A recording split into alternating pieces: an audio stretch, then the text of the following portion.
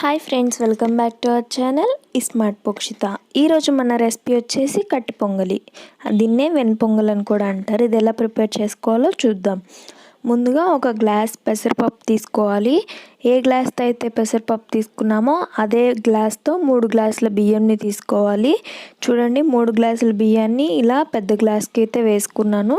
ఇప్పుడు దీంట్లోకి కావాల్సినవి పచ్చిమిరపకాయలు కడిగి సన్నగా తరిగి పెట్టుకున్నవి 2, కరివేపాకు 1 టేబుల్ స్పూన్, ఆవాలు, జీలకర్ర, మినప్పప్పు 1 టేబుల్ స్పూన్ 3 కలిపినవి, ఎండుమిరపకాయలు 1 చిన్న ముక్కలు చేసి పెట్టుకోవాలి, మిరియాలు 1 టేబుల్ స్పూన్ అండి. దీంట్లోకి టేస్ట్ మొత్తం మిరియాలేనండి. దీంట్లోకి 1/2 ఇంచ్ అల్లం తరుగు, 1 టేబుల్ స్పూన్ జీడిపప్పు. ఇప్పుడు ఒక బౌల్ తీసుకొని దీంట్లోకి బియ్యం, పెసరపప్పు వేసి 1కి 2 సార్లు శుభ్రంగా కడిగేసుకోవాలండి నీళ్ళని పోసి. ఇలా నీళ్ళని పోసుకొని శుభ్రంగా కడిగేసిన తర్వాత ఇవి నానబెట్టాల్సిన అవసరం లేదండి, డైరెక్ట్గా చేసేసుకోవచ్చు. మనం ఏ గిన్నెలో అయితే ప్రిపేర్ చేసుకోవాలనుకుంటున్నామో అదే బౌల్ని తీసుకోవాలండి. ఇప్పుడు దీంట్లోకి వాటర్ని వేసుకోవాలి. ఒక గ్లాస్కి 4 గ్లాసుల నీళ్ళని పోసుకోవాలండి.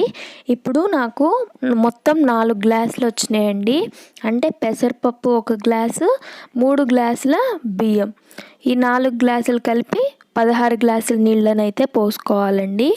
మనం ఎంత క్వాంటిటీ తీసుకున్నా సరే పెసరపప్పు, బియ్యం మొత్తం కలిపి మాత్రం కౌంట్ చేయాలి.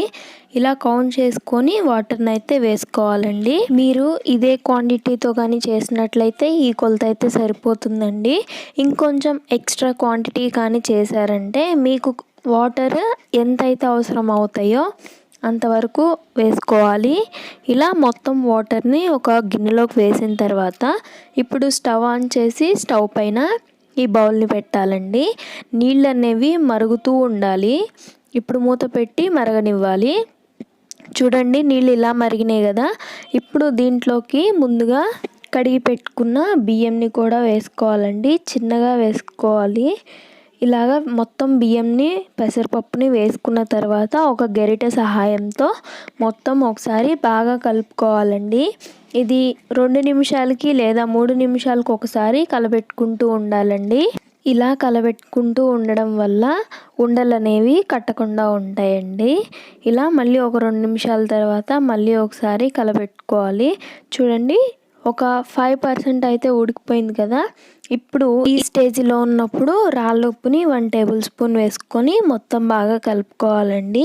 మీకు కానీ ఉప్పు కానీ సరిపోనట్లయితే ఇప్పుడు వేసుకొని కలుపుకోవచ్చండి, తర్వాత అయితే కలవదు. ఇప్పుడు తాలింపు కోసం ఒక బాండీ పెట్టి దీంట్లో 3 టేబుల్ స్పూన్ల నూనెను వేసుకోవాలి, 2 టేబుల్ స్పూన్ల నెయ్యిని వేసుకోవాలి.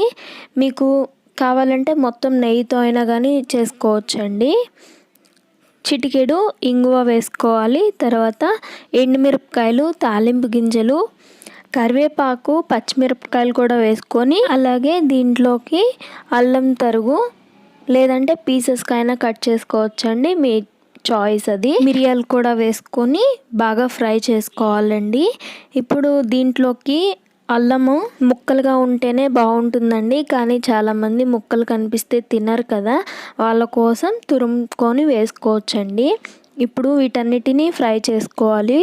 ఇవి సగం ఫ్రై అయిపోయిన తర్వాత జీడిపప్పులు కూడా వేసుకొని ఫ్రై చేసుకోవాలండి. ఇలా మొత్తం ఫ్రై అయిపోయిన తర్వాత ఉడికించుకున్న కట్టె పొంగల్లోకి వేసేసుకోవాలండి. ఈ కట్టె పొంగల్ అనేది కొంచెం జారుగానే చేసుకోవాలండి. మనం ఉడికించుకున్న పెసరపప్పు అన్నం అనేది పలుకుగా ఉంటేనే బాగుంటుంది. సంకటగా తినే వాళ్ళు ఎవరైనా ఉంటే ఇలా సంకటకైనా చేసుకోవచ్చండి. చూడండి, ఇలా కొంచెం వాటరీగా చాలా ఎమ్మీగా ఉంటుందండి. చూస్తుంటేనే నోరు ఊరిపోతుంది. ఇది చట్నీతో అయినా కానీ లేదంటే సాంబార్తో అయినా కానీ చాలా బాగుంటుందండి. ఎవరైనా ఈ రెసిపీని చెయ్యని వాళ్ళు ఉంటే తప్పకుండా చేసుకోండి, చాలా టేస్టీగా ఉంటుంది. ఒక్కసారి కానీ చేసి పెట్టారంటే ఆల్ టైమ్ ఫేవరెట్ అయిపోతారండి ఈ రెసిపీకి.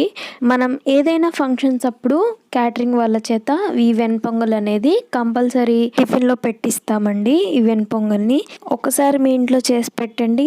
ఏదైనా ఫంక్షన్ వచ్చే వరకు వెయిట్ చేయాల్సిన పని లేదు. ఈజీగా ఎప్పుడు కావాలంటే అప్పుడు చేసేసుకోవచ్చండి.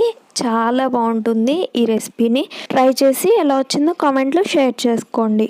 ఈ వీడియో నచ్చితే లైక్